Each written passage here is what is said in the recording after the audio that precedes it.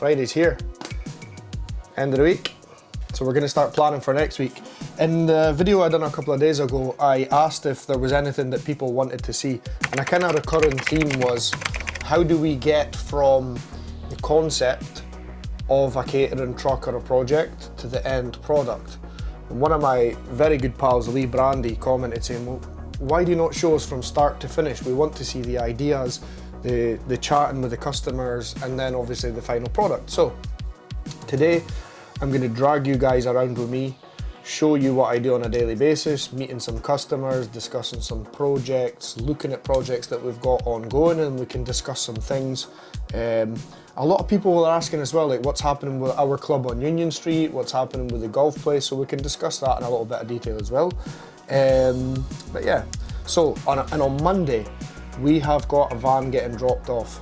This one is going to be very, very, very cool. So if you have ever seen any sort of vans or buses or public transport in India, they're always very, very loud colours, lots of magnolia flowers, and really, really cool. So we've got some guys from Elgin, I think they're from Kismat, and they're a young family, all guys, and they want us to build an Indian street food truck for them.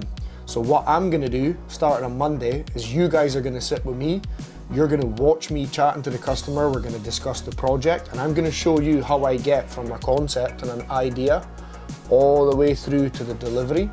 And what we'll do is we'll make lots of short videos showing you the progress, showing you how we do each thing, and then we'll put it all together and it'll become one massive video, start to finish. So keep your eyes out on that. It's a painting, Barry.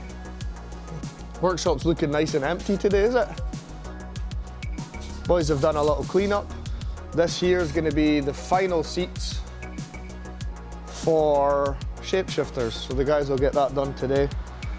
Pavel's hiding around the corner because he's smoking a cancer stick. Right, let's go.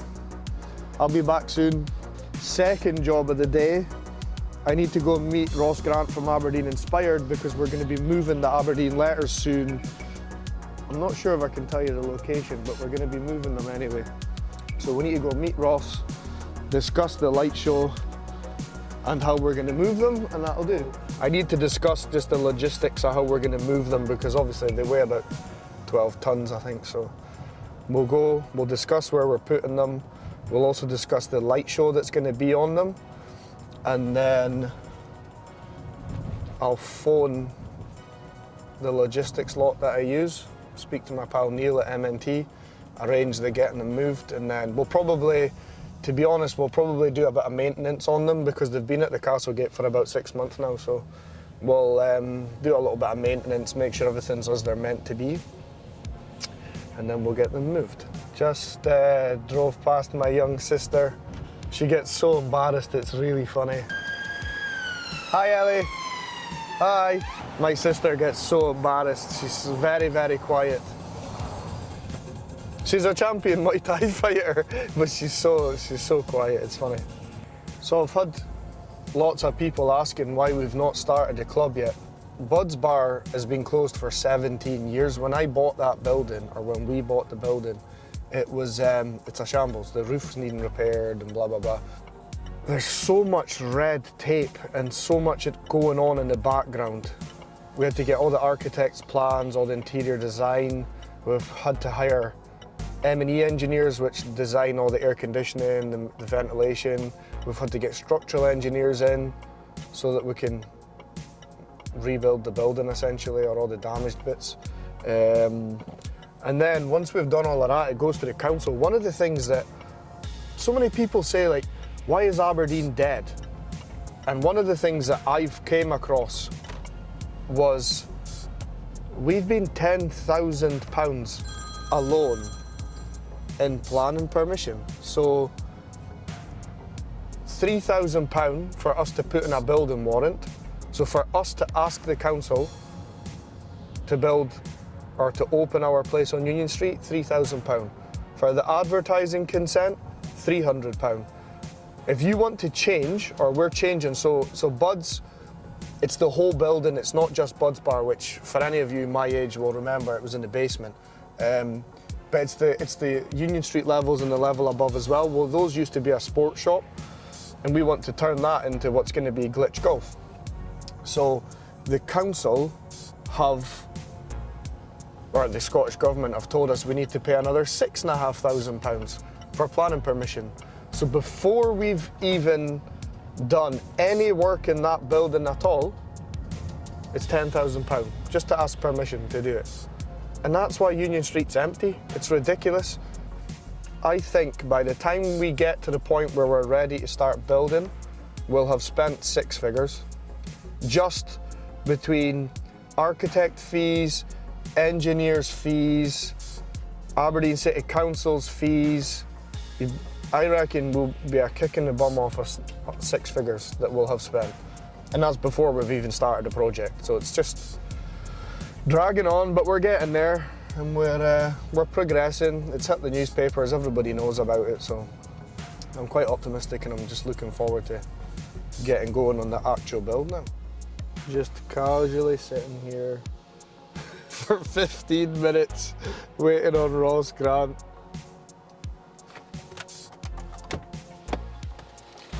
Nice of you to show up, mate. What? Where have you moved to, like? We're on Union Terrace. Oh, are you? You should have told me that when I came up there. There's a coffee shop right there as well. Common sense. I wouldn't even know that. Alright, aye. At least it's nice and quiet in here today. Because I basically just shouted in the video saying I'm not entirely sure if I can tell you where they're going. So I'll maybe just keep it a surprise, would you? Are you wanting to? No, keep it a surprise. No, that's fine. So you're not getting to know where the letters are going. You're keeping it hidden. It's a secret. It's a secret.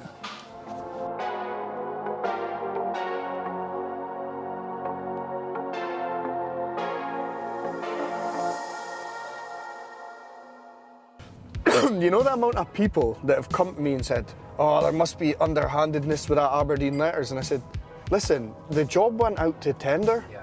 It got put out in a tender pack, the same as everybody else. We filled out the forms, we done the drawings, and we sent them away. The only reason I knew that we got it was because I worked out the cost price of building them, and that's the price we put down.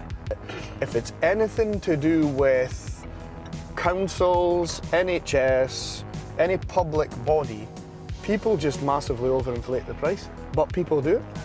I knew if we'd priced it at cost, it would, can people say, well, why would you do it for cost? Because it's a launch pad for my business. It's enabling me to put myself in front of an audience of 250,000 people. But if I build something and chuck it in the middle of the city centre. But you've had thousands of people go. Oh, honestly, like most nights when I finish work, I'll drive past, I'll make sure everything's fine. Because one of the things that I wanted to do was to make sure that if something went wrong, we see it before the general public starts saying it. So I just nip past and check it. And even the other night, it was like 9 o'clock at night on a Tuesday, and there was about 30 people standing there taking pictures. I just thought, that's the exact reason that it works. We're just living in a city that's called Aberdeen. If we do something amazing in the city, people say it's terrible. Maybe we should come up with an actual term, Abermonians. What do you think? That'll work, will it? Well, I think we're an Abermonian as well. I think we all are a mate, little bit. But I was an Abermonian. I used to sit on Facebook before dealing with Aberdeen Inspired saying, why are you guys spending money on this and on that? But the only reason was because I know how much it costs to manufacture things. yeah. And so I knew that we could have done it cheaper. And I've always said it in all my videos, but Aberdeen has got such a diverse population in terms of we've got some of the best welders and fabricators in Europe. Yeah. You've got some of the best electronic guys in Europe. Grey city by day, city of colour by night. I don't know. I don't even know why everybody slagged this space. It looks ace. They're just plasma cut and then welded together. So easy. So this is where the letters are going. Right, so we'll definitely get under there with the truck. I don't even know why Abermoners moan about this gardens. Look how nice that greenery is compared to how it was. Okay, the Victorian style was nice, but this is beautiful. Aye, but seriously though, like you've got that thing's kind of traditional and it's synonymous with the gardens. So Then if you're standing up there, you can have that as a backdrop, or there. And if you were standing there, you would get His Majesty's as a backdrop. Whereas if they're there, you're limited to that. Then all we do is we bring the power cable straight across into the plants. We'll go right down to the metal fence and we'll run it right down the metal fence at there, and then we come in the back. The thing is, it's very dark in here in an evening. So see, when you're standing up there for pictures, unreal. Better than the castle gate. Well, the council wanted the letters pointing that way so that you could actually see it from I think that's a good shout. So I think it'd be really nice when it's here. This will be the best location. Site locations, literally spend half my day driving around.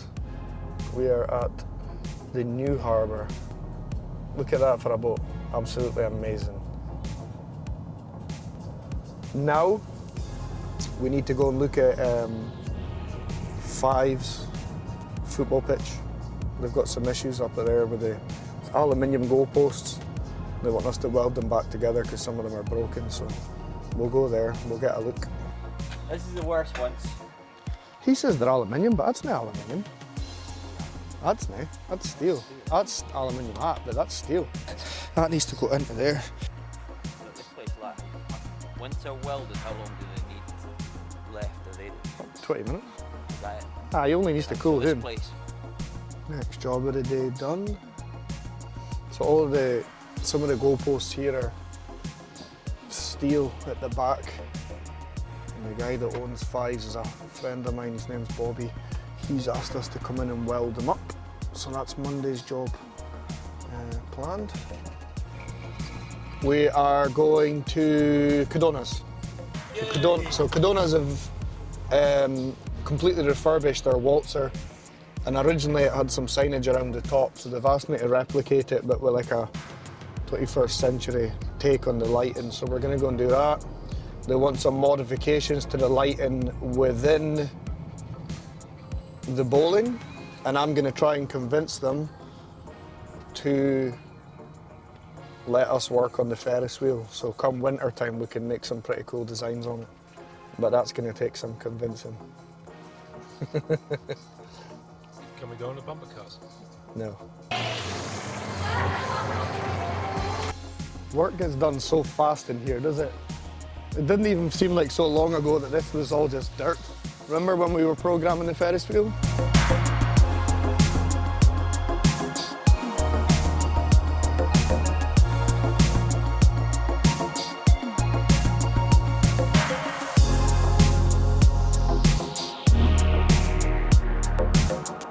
Got 1, 2, 3, 4, 5 lights, albeit they're smaller. What are you wanting the same style? I've got them, cabochon. Yeah. No, we'll keep it the same as them, and then they're all the same. That's easier. I can. But I've got either in stock, so I don't know if I've got them in stock. You screw a different lens cap on them. Totally different bulb. But doesn't it? They work exactly the same. Are they programmable? Yeah. Are they? Aye. I'll have to order them in, like cabochon bulbs, warm white. See that? We're planning the Christmas village already.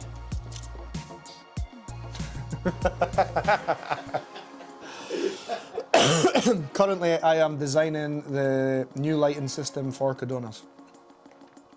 And that's going to take me to the rest of the day, and then I'm out of here. I find it boring because it's a day in the life of me. You guys might enjoy it, but clearly it comes across so you can see what I do in a day. Constantly meeting customers, meeting clients, discussing jobs, ordering materials and babysitting all the men that work for me. So yeah, enjoy the video.